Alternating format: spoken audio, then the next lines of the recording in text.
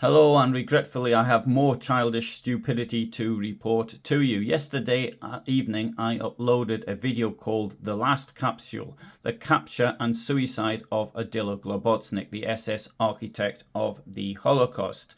Now, this video was uploaded in April of 2025. It is now the 4th of December 2025, so it was published on the 3rd of December 2025. So YouTube had 8 months because it was published at the beginning of April to actually decide if it was suitable or if it wasn't. Now, as soon as it goes up, it goes public, and then it's put an 18 plus on it, and with this warning: the following content may contain suicide or self-harm topics. This was a researched video, history video. It included several visits to the National Archives to actually do it.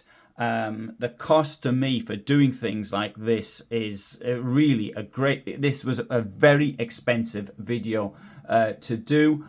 And it goes up, and then I get this type of nonsense. Now, what does it mean in practical terms? It means that it can be found if somebody knows my channel. So if somebody goes onto the channel and looks for it, they could still find it.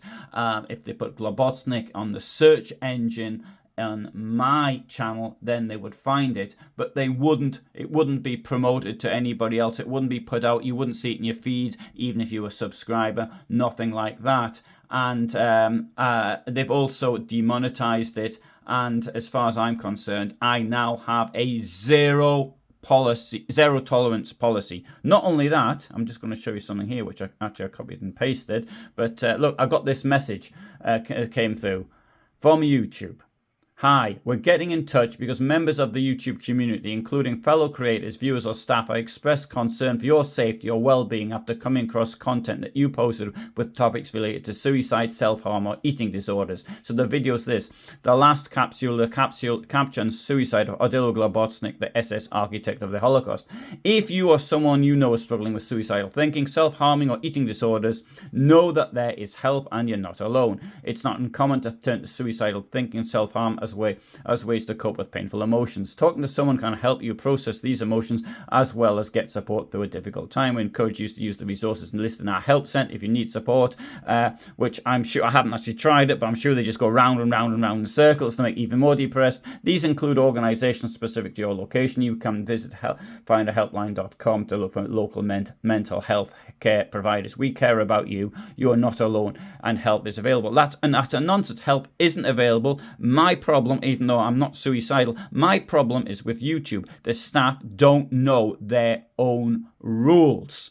So I'm going to take the video down. But what we'll do is now notice other things here. They've removed the description. They've left. They put something here: Hitler, World War II, Odilo Globocnik, which wasn't the hashtags I had on it, but never mind. They put Hitler and World War II on it, and it's an age-restricted video based on community guidelines. Within the description, I gave them a link to their own community guidelines. So they would find, if they bother to look, I put a link to the community guidelines. There is no way that there was anything in there here which breached their community guidelines. Now, so I understand and wish to proceed. So if I click this, we can now see the video, which was, some advertisements are coming up. Oh, well, I don't know what's happening there, but I won't be getting the benefit. This is another thing that really winds me up, is that I won't get the benefit from the advertisements that they're putting up. So they've demonetized it for me, but not for them. It's completely wrong. And anyway, there you go, a little warning that helpful. You're not alone, Samaritans. So I should perhaps ring up the Samaritans and tell them all the problems I'm facing with YouTube. Now, there's the number as well to ring, 116123. Is that in the UK? That seems like seems like a US number to me, but maybe it's a British one, I don't know. Right, so now they have put up the description's gone back up. We can see it here. But what I want to do now is, as the video's coming down, because I've got some really good comments on this, and so I'd like to actually go through them with you.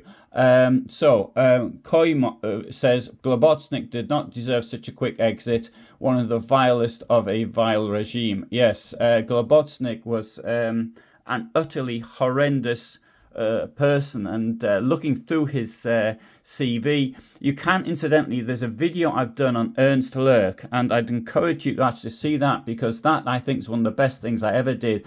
It took me well over a year before I even finished. I think it was about 15 months it took me to actually do that, and I'm still not finished it, even though it's been published, because I want to go to the McDonald's in Wienergasse in Klagenfurt, because it's that building where Ernst Lurk, he owned the cafe there. And it was there that he used to meet Globocnik and Kaltenbrunner and Michelson and other characters who were very much involved in the Holocaust in Poland, and Reina, another one. And they used to sort of get together in this cafe and talk about what they were going to do when they actually took over. Anyway, so Jonathan says, it always strikes me odd just how many people serving that regime, including its senior position, have clearly Slavic origin surnames in a regime that despised Slavic peoples. Yes, it is really odd. 2-3 days ago, I was doing some research, and I came across somebody whose name was utterly Polish, and he came from East Prussia, and he was an SA man, he was a killer, and but the name, it's totally ridiculous. This is things that would happen with racists all the time. If we look at some of the comments, that's not true. Croats and Slovaks fought alongside Germans. Well, that's a load of nonsense. Well, sorry, it isn't a load of nonsense. It's true, but they did it as they were fighting for the racist regime. So did Ukrainians. That's part of my point. But they did it so they did so largely under puppet regimes seen as inferiors. Now, as far as I'm aware, as members of the SS or as members of senior authority in the Third Reich, not many people in direct contact with the inner circle. Okay, so, and Gibraltar writes, thank you. I find it interesting how Headley's 1964 account, the details are different. And now, Headley was the person who arrested Globocnik and was in charge anyway. And so the arrest of Odilo Globocnik took place by going up a mountainside. And the Globocnik himself was ill. They had retreated from what is today Yugoslavia, and where they committed all sorts of crimes in the what was called the Adriatic littoral zone. And I keep meaning to go there to see this area of Austria, and certainly it's one thing. Of all the videos, of all the stories I've done, so several videos, I find this one, I think, certainly it's in the top 3 for interest. I definitely mean to go then to do this track. Hopefully I can do it at the same time of year as well. Anyway, so Bernice Collins has sent me $5. Thank you very much, Bernice. I very much appreciate that. And such a pity I have to take the video down as well. So Carol says, I think it's Carol, or Carol, I don't know.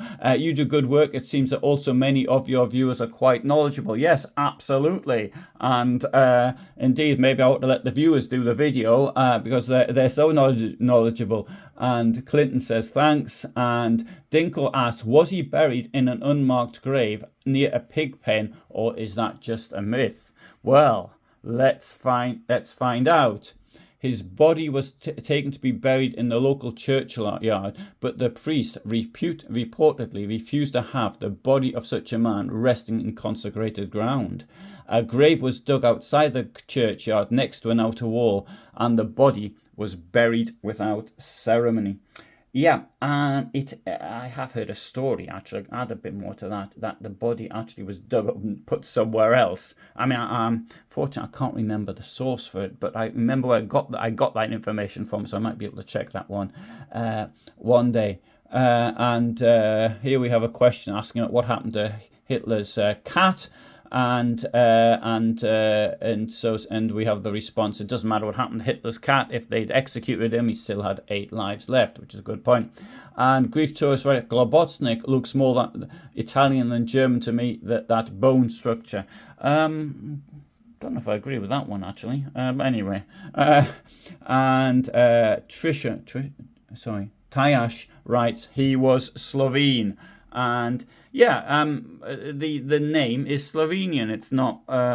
He was from Trieste, I think, and he was Slovenian. Anyway, so there you go. I'm sorry I have to take this down. I'm absolutely fed up with YouTube with this nonsense. That they do. This cannot go on as far as I'm concerned. It's totally and utterly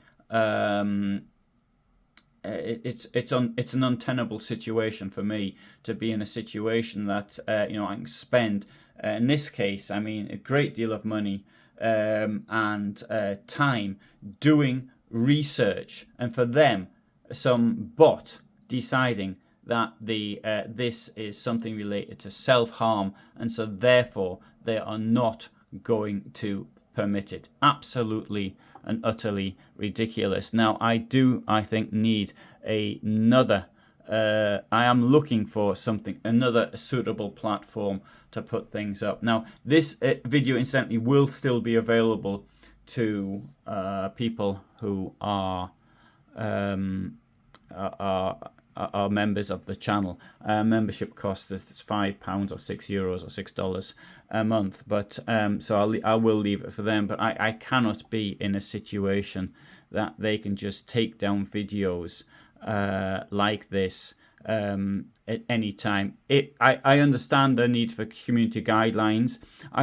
But I obey them absolutely. I've got 2,000 videos on this site, more than half of which are public. And then I really think in circumstances like this that they can sort of take off monetization, but keep monetization for themselves is absolutely it's a horrendous thing. I do appreciate it's a company, it has to earn money, but what they want nowadays, despite the fact they say the opposite, they are going towards these AI generated things. And you can buy software today which will generate a video for you in minutes, and you don't have to actually input information to it. So this is the problem. So unfortunately, that is clearly the direction we're heading in. I need to do a video on the AI stuff, but for me, I'm sorry, but I have to take this video down because of it. This is my zero tolerance policy. I will not put up with this type of nonsense from or childishness from YouTube anymore. So thanks for watching, and I hope you'll see other videos I've done. And if you do want to help me, one thing you can do is with this algorithm is to write comments below. And you can't you'll be able to comment on this film, but you won't be able to comment on the Globocnik film. Bye for now.